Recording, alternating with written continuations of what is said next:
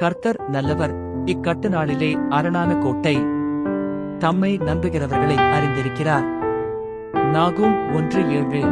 அத்திமரம் துளிர்விடாமற் போனாலும், திராட்செடிகளில் பழம் உண்டாகாமற் போனாலும், ஒலிவமரத்தின் பலன் அற்றுப் போனாலும், வயல்கள் தானியத்தை விளைவியாமற் போனாலும், கிடையில் ஆட்டு மந்தைகள் முதலற்றுப் போனாலும், தொழுவத்திலே மாடு இல்லாமற் போனாலும், நான் கர்த்தருக்குள் மகிழ்ச்சியாயிருப்பேன், என் இரட்சிப்பின் தேவனுக்குள் களிகூருவேன்.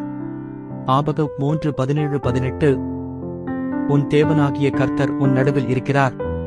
அவர் வல்லமையுள்ளவர். அவர் இரட்சிப்பார்.